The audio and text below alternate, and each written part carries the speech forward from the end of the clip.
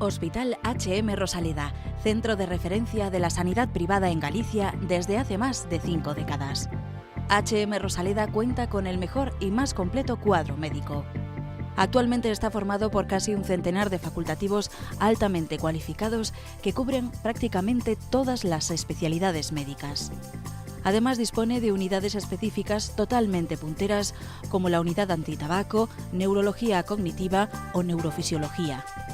El hospital está dotado asimismo con la tecnología más avanzada, ofreciendo a sus pacientes las máximas prestaciones sanitarias con los más vanguardistas medios de diagnósticos quirúrgicos y asistenciales. Más de 10.000 metros cuadrados a tu disposición, con unas instalaciones recientemente reformadas para una mayor confortabilidad, exclusividad y el mejor trato a sus pacientes. Y todo ello sin esperas y con una financiación adaptada a tus necesidades. Porque lo verdaderamente importante no puede esperar. Por ti, por los tuyos, Hospital HM Rosaleda.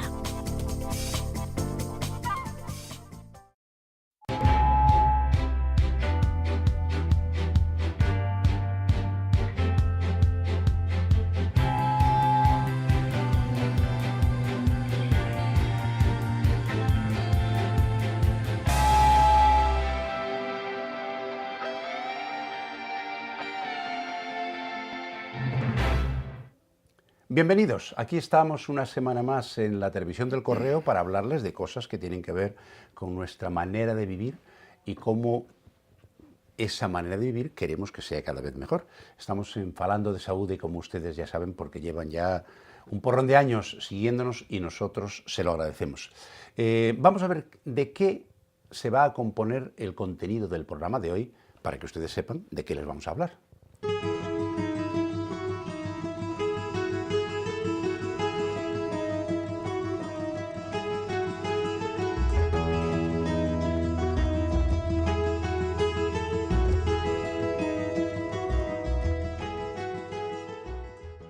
Y efectivamente, vamos a hablarles de algo que en cierto momento ya hablamos con un especialista, pero cuando nos despedíamos le dijimos hasta pronto porque esto da mucho de sí. Y efectivamente vamos a hablarles de las enfermedades del corazón y nadie mejor para ello que nuestro asesor áulico en temas cardiológicos, que el doctor Antonio Amaro de HM La Rosaleda. Antonio, bienvenido un día más. Ya decíamos que esto iba a dar mucho de sí, ¿verdad? Desde luego. Hay una cosa que mucha gente desconoce, y es que en algunos países, incluyendo el nuestro, la causa principal de muerte son las enfermedades cardíacas. Pero hay un segundo elemento, una segunda consecuencia que a veces no valoramos en su justa medida, y es las incapacidades que quedan como secuela de esos problemas cardíacos. Antonio, ¿cuáles son las causas, cuáles son las enfermedades cardíacas que provocan primero la muerte y cuando no te matan te dejan de aquella manera? Efectivamente. Vamos a ver, recordemos que el corazón es un músculo. Un músculo que está sobradamente, tiene potencia sobrada para funcionar. Y puede funcionar incluso perdiendo una parte, pero tiene un tope. El problema del infarto de miocardio es que en ocasiones te mata, en otras no te mata, pero hay una parte de ese músculo, de ese corazón, que se necrosa, muere. Hay una serie de mecanismos que se ponen entonces en marcha, pero son todos paliativos. Se forma una cicatriz sobre la zona muerta porque ese músculo no se puede recuperar, está muerto. Está claro. Dependiendo de la cantidad de músculo que hayamos perdido, ese corazón va a poder trabajar normalmente o no. Y cuando no hay bastante cantidad de músculo, este corazón no es capaz de expulsar la cantidad de sangre que demanda el organismo. Aparece lo que llamamos insuficiencia cardíaca. Este paciente puede hacer una actividad en reposo, pero en cuanto quiere hacer algo más, no puede. Aparece lo que llamamos disnea de esfuerzo, falta de aire, falta de fuerza. ¿Y esto de qué depende? Depende de que nosotros hayamos primero diagnosticado el problema y segundo lo hayamos tratado con éxito, intentando que la cantidad de músculo que muera en el infarto de miocardio sea la más reducida posible. Si la cantidad de músculo es pequeña, este corazón podrá hacer una vida normal. El tope está aproximadamente en el 50%. O sea, un corazón con el 50% de músculo cardíaco dañado puede... Puede vivir, pero muy mal. Ya, claro. A partir del 50% ya ese corazón deja de funcionar. Entre un corazón sano y un corazón que ha perdido el 50% hay una enorme gradación. Claro. Y ahí tenemos todos estos enfermos que han padecido un infarto de miocardio y han quedado severamente dañados. No son capaces de hacer una vida normal, no son capaces de realizar su vida, ser contributivos al Estado, a la sociedad, y hacer una vida sana y normal con su familia, ¿no? Antonio, hay una serie de causas que todos conocemos porque nos hartamos de repetírsela a la población, la diabetes, el tabaquismo, el sobrepeso, el colesterol, que tienen efecto negativo, sí, evidentemente, sobre las enfermedades cardíacas. Pero ¿qué es lo que le hacen al corazón estas enfermedades? Son es aquello que llamamos factores de riesgo cardiovascular. Sí. Y hay una serie de ellos que son, primero, el tabaco. Ese es el más importante porque es prevenible. Claro. O fumas o no fumas. Está claro. Segundo, la hipertensión, el gran enemigo silencioso. Suerte el hipertenso que le duele la cabeza, porque va al médico y se le descubre. Sí, sí. Terrible el hipertenso que lleva 5 años hipertenso y no lo sabe. Y se encuentra de maravilla. Sí, sí. La diabetes, hasta que deja de estarlo. La diabetes, sí. el gran enemigo. La diabetes es otro enemigo silencioso. El diabético, hasta que no hace un análisis, bueno, puede empezar a adelgazar, encontrarse poco cansado, pero la mayoría de las veces es un hallazgo. Hay otra serie de... el estrés, Sí. la vida sedentaria, terrorífico. Hoy en día, el sillón bol, terrorífico. ¿Y por qué esto produce daños? El tabaco. El tabaco es el número 1. El tabaco aumenta el riesgo de enfermedad cardiovascular, aumenta el riesgo de tumores, aumenta el riesgo de enfermedad respiratoria. A nivel del corazón, el tabaco, curiosamente, aunque el corazón es muy sensible al daño que produce el tabaco, porque actúa directamente sobre la arteria coronaria y hace que esa arteria coronaria en un momento determinado sea excesivamente receptiva y se puede cerrar una arteria que casi es normal. Sí. Tiene una plaquita de ateroma pequeñita que no está sucediendo mucho, pero el tabaco hace que sobre esa placa se pueda cerrar y se produzca un infarto de miocardio.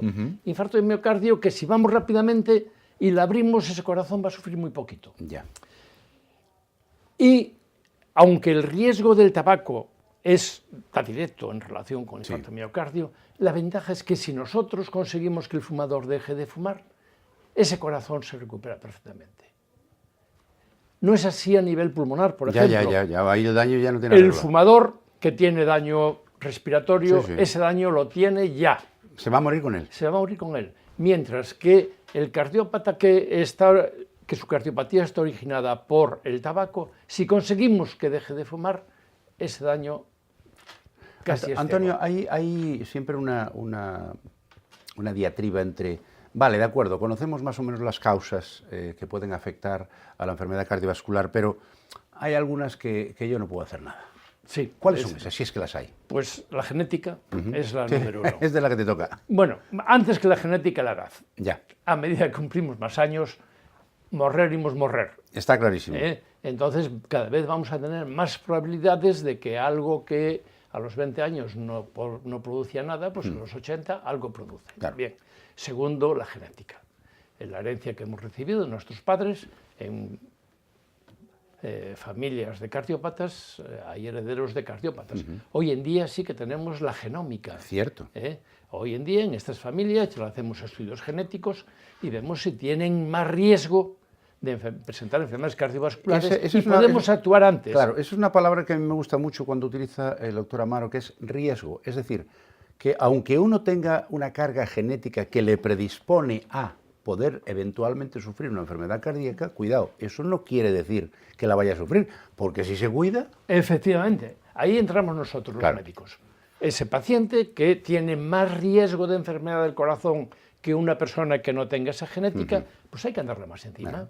tenemos que luchar más contra el tabaco, contra la tensión, contra el azúcar. Esa es la segunda parte que a mí me interesa recalcar, porque evidentemente con la genética podemos hacer poco, aunque podemos estar Sí. ojo a visor porque podemos saber qué pasa, pero hay toda una serie de causas prevenibles Efectivamente. y que es nuestra responsabilidad el luchar contra ellas. Exactamente. ¿Qué son? ¿Cuáles? Ahí es lo que habíamos mencionado. La tensión. Hoy en día la tensión va ligada al modo de vida actual. El estrés, el exceso de trabajo, la vida sedentaria. ¿Qué produce la hipertensión? Pues el aumento de la tensión arterial hace que este corazón esté trabajando acelerado permanentemente. Tiene que expulsar la sangre contra una resistencia mayor de la que está acostumbrado. Es cierto que se va adaptando, Sí. pero ¿cómo se va adaptando? Se va adaptando engrosando la pared. Y si engrosa la pared, esa pared necesita más sangre, pero las arterias son las que tenemos. Está claro. El músculo aumenta, pero la arteria no. Y si llega a aumentar el músculo de tal manera que exceda la capacidad de esa arteria de nutrirle, pues acabamos muy mal. Entramos con insuficiencia. Entramos que ese corazón empieza a funcionar mal y puede tener incluso un infarto de miocardio con coronarias sin estenosis. Cierto, cierto. ¿Cuál es el problema de la hipertensión? Primero, diagnosticarlo. Segundo, un hecho muy curioso que es avisar muchas veces al hipertenso que cuando empezamos a dar un tratamiento a lo mejor se encuentra peor. Porque el hipertenso se encuentra de maravilla con la tensión arterial alta, Claro. vitalidad, se encuentra enérgico, con 150 mililitros de mercurio. Sí, sí. Le bajamos a 110, 120. ¿Y se siente? Doctor, usted matóme.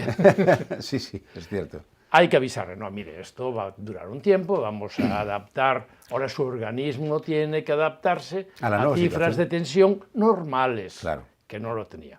Esa es la importancia de hacer el diagnóstico precoz, porque cuanto antes empezamos a tratar esa hipertensión, vamos a prevenir esa hipertrofia, y cuanto más la prevengamos, mejor. Hoy en día un hipertenso bien tratado puede hacer una vida absolutamente normal Y morirse de viejo. con un riesgo normal. La diabetes. La diabetes es una enfermedad sistémica donde todas las arterias están enfermas. Sí, pero estamos hablando de una diabetes, Antonio, que no es la diabetes que heredamos y nos nace de pequeñito, sino estamos hablando de la diabetes tipo B, Tipo 2, que la sí. provocamos nosotros, la tipo 2, Exactamente. que la provocamos nosotros comiendo más de lo que debiéramos y guardando. Efectivamente, ahí tenemos el La exceso, obesidad. La obesidad, la vida sedentaria, Ay, ay, ay. exceso de hidratos de carbono en la dieta, poco ejercicio físico. Exacto. Por cierto, hablando de eso, ejercicio físico, además de Sí. del efecto positivo que tiene, bueno, pues porque nos sentimos mejor, actividad, nuestro cuerpo está preparado para ese tipo de actividad, pero ¿qué efectos positivos tiene sobre la prevención de una enfermedad Pues cardíaca? vamos a ver, hoy en día el ejercicio físico, en grandes estudios realizados, se ha comprobado que el paciente ya cardiópata, ya no estoy hablando del sano, estoy hablando del Sí, sí, sí. cardiópata, el paciente cardiópata es tan importante que haga ejercicio físico como la medicación que está tomando. O sea, por estar enfermo del corazón no se debe dejar de hacer ejercicio físico. Hay que estudiar el paciente Está y ver claro. cuánto ejercicio y qué ejercicio físico puede realizar. Pero tiene que hacer ejercicio físico. ¿Por qué? El corazón es un órgano que tiene dos caras. Es traidor, pero es noble. Es traidor porque te mata sin avisar. Pero es noble que si tú lo cuidas y tú le pides, el corazón da. Y da cuanto le pidas. Si no le pides nada, no te da nada. Está claro. Ese es el problema de la vida sedentaria. Claro. Te acostumbras a no hacer nada y ese corazón pues se relaja, trabaja poco. Sí, sí. ¿Para qué va a trabajar más? Sí. La ley del mínimo esfuerzo. Exactamente. Pero si le pedimos, este corazón se va adaptando al nivel de ejercicio físico que nosotros le vamos marcando. Incluso aunque tenga enfermedad del corazón. Ese corazón dañado, si nosotros le damos un ejercicio físico regulado, estudiado, va a vivir más que si ese paciente se sienta en un sillón y se dedica a ver la televisión. Antonio, hay un aspecto que nunca insistimos lo suficiente y es, de acuerdo, sabemos que hay una relación directa entre las enfermedades cardiovasculares y la edad, porque envejecemos de todas partes, incluyendo del corazón y los vasos. Lo cual nos lleva a lo siguiente, dice, bueno, ¿y cuándo debemos empezar hacernos una pequeña revisión. Simplemente, pues, oye, a ver, un electrocardiograma, la tensión, a ver cómo andamos, etc. Exacto, eso es importante. Es una prevención en salud. Claro. Aquí tenemos que hacer matizar a hombre y mujer. Ajá. El hombre per se tiene más riesgo que la mujer, estamos peor hechos. Bien. O sea, la mujer está mejor hecha porque tiene que tener hijos, Claro. y la naturaleza la ha dotado mejor que al hombre. Hay que cuidarla más. Ha puesto ella la supervivencia de la especie, así que hay que cuidarla. Yo creo que un hombre hacia los 40, entre 40 y 50 años, debería hacer una revisión que es muy sencilla. Es hacer una analítica de sangre, es tomar la tensión y hacer un electrocardiograma y auscultarlo. Y preguntarle cómo está. Punto. 15 minutos. No hace falta mucho más. La mujer, a partir de la menopausia. Ya. La mujer es un individuo antes de la menopausia, está protegida por sus hormonas, y es otra persona a partir de la menopausia. Entonces yo diría que la mujer en la menopausia debe de hacer una revisión cardiológica, esta misma, electrocardiograma, analítica, y a partir de ahí, dependiendo de lo que hayamos encontrado, hacer seguimiento periódico, dependiendo de la patología básica. Hay respecto al tema del corazón una serie de eso que llaman ahora leyendas urbanas, yo los llamo más bien malentendidos, y es, por ejemplo, asociar, lo cual se lo quiero plantear al doctor Amaro, asociar la delgadez con las enfermedades cardíacas. A ver, el estar delgado es malo para el corazón. No. Yo siempre he pensado lo contrario. No. Todo lo contrario. Si tengo que mover menos cuerpo, mi corazón va más relajado. Efectivamente. Hay una, la relación obesidad con mortalidad cardiovascular es indudable. Está claro. Es indudable. No hay, está estudiado, reestudiado, y esto no tiene vuelta de hoja. ¿Estar delgado y estar enfermo del corazón? Ninguna. Ahora bien, ojo con el problema actual de esta gente que adelgaza de forma patológica. Claro. Anorexia, la anorexia. y bulimia, sí. Ahí otra cosa. sí. Claro. O sea, tenemos un peso ideal. Sí. El peso ideal es mejor tirar a delgado que a gordo. Está claro. En cualquier caso. Está claro. Mejor aproximadamente centímetros de altura en kilogramos de peso, y a ser posible un 10% menos. Exacto. A ser posible 10, 15% Tengo menos. un par de preguntas, Antonio, de nuestras habituales preguntadoras. Pepa de Santiago, doctor, llevo haciendo ejercicio toda mi vida, lo cual es bueno, claro. Pero ahora he tenido que parar, no dice por qué. ¿Puede sufrir mi corazón, que estaba acostumbrado a una cierta rutina? Sí, tajantemente sí. Y no solo sufre el corazón, sufre todo el organismo. Sí, está claro. Usted tenía un organismo que está adaptado a un nivel de exigencia, con lo cual tiene una costumbre de alimentación adaptada a eso, una costumbre de actividad adaptada a eso, que si la corta, esa costumbre no desaparece. Entonces, una persona que hace ejercicio físico, ¿qué debe de hacer? No debe dejar nunca de hacer ejercicio físico. Puede bajar el nivel. Bien. Porque, sí, porque te haces mayor o porque te... Claro, está claro. Pues tiene una artritis. Que sí. Pero eso no quita que si no puede mover un brazo, mueve una pierna. Otra pregunta de Paloma de Santiago. Dice, doctor, me despierto con una especie de taquicardia. ¿Puede ser peligroso? Pues sí, puede ser. Y si le pasa una vez, no pasa nada. Tenía una pesadilla y a lo mejor eso es lo que lo provocó. También. Pero si te despiertas con cierta frecuencia... que vaya al médico. Ojito. Que vaya, ojito. Y que no espere, porque puede ser una arritmia. Y una arritmia que puede ser peligrosa, pero hoy la inmensa mayoría de este tipo de arritmias tienen cura. Sí, es cierto, cosa que no ocurría en nuestro tiempo. Tiene cura. Así que recuerden siempre, sobre todo, señoras, en este caso concreto Paloma, no interpretéis lo que os pasa.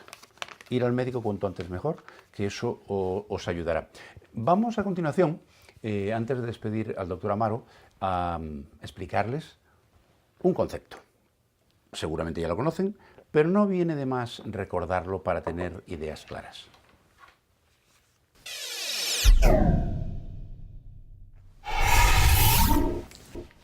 De lo que vamos a hablar es de una palabra que es herpes. Sí, ya sé que todos ustedes están al cabo de la calle de lo que es el herpes, o al menos deberían estarlo, porque es algo muy frecuente. El herpes básicamente es un virus. ¿Qué significa? Pues significa que es capaz de infectarnos, se llama el virus del herpes, es capaz de infectarnos y de provocarnos algunas alteraciones que en algunos casos, muy poquitos, pueden complicarse y ser realmente peligrosos para la salud de quien lo sufre.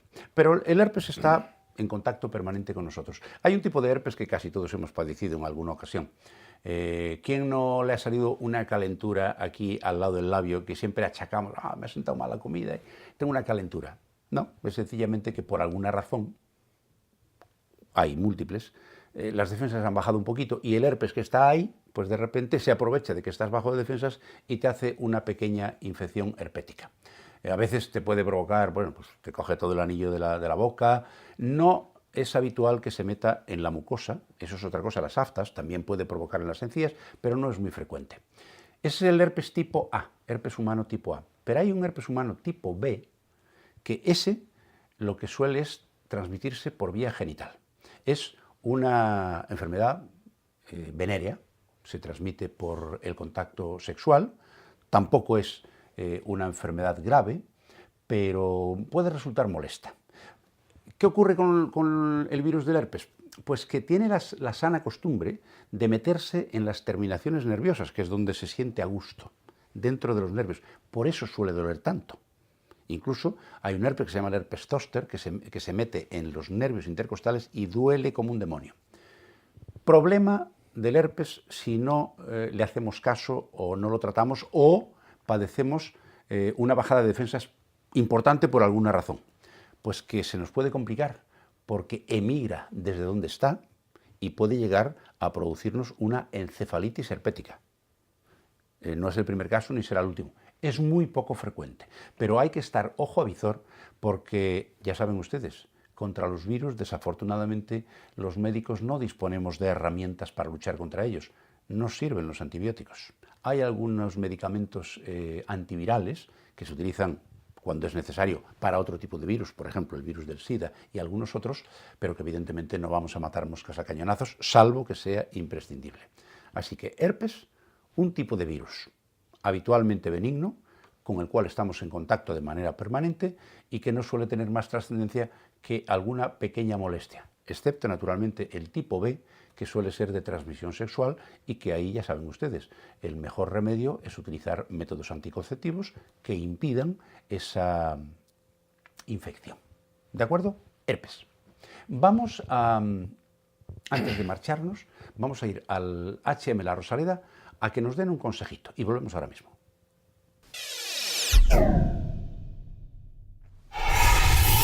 Mi nombre es Verónica, soy enfermera de HM Rosaleda. En el día de hoy les voy a hablar de las actividades y los ejercicios físicos en la tercera edad. Entonces, la gimnasia es un ejercicio que se debe realizar a cualquier edad, especialmente en las personas mayores, porque nos trae una serie de beneficios importantes para nuestro organismo, como es el caso de mejorar la condición cardiovascular, prevención y tratamiento, así como rehabilitación de enfermedades y retrasar las consecuencias del envejecimiento. Muy bien, es importante adecuar esta serie de ejercicios a las personas mayores. Es lo que se conoce con el nombre de gerontogimnasia. ¿Qué es la gerontogimnasia? Pues es una serie de actividades adaptadas a las personas mayores. Quienes van a empezar a desarrollarlo es importante primero que hablen con un monitor específico para que les adecue los ejercicios a sus patologías, tanto musculares como articulares.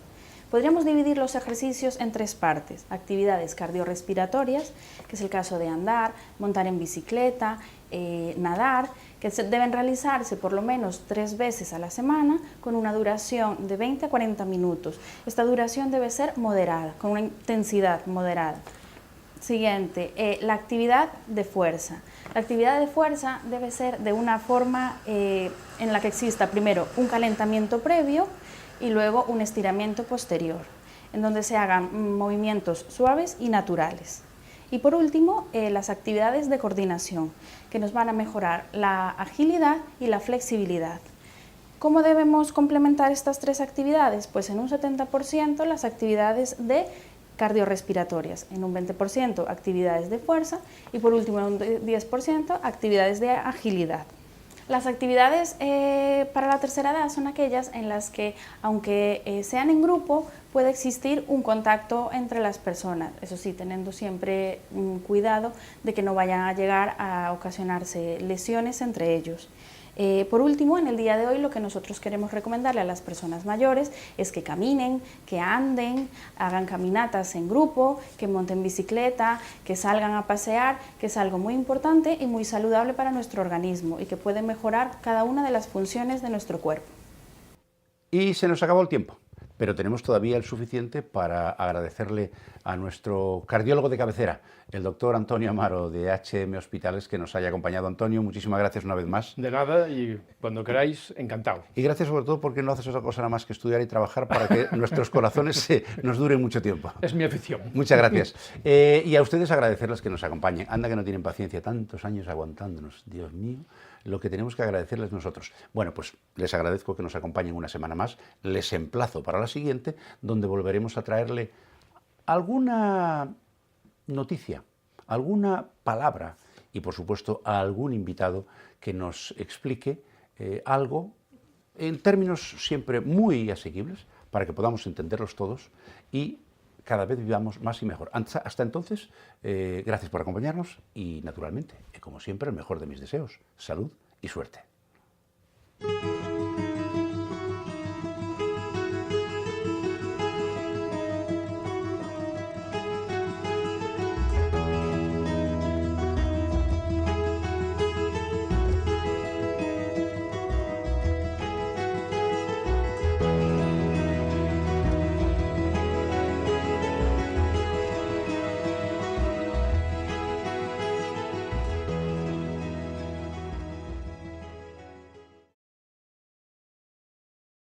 Hospital HM Rosaleda y HM La Esperanza.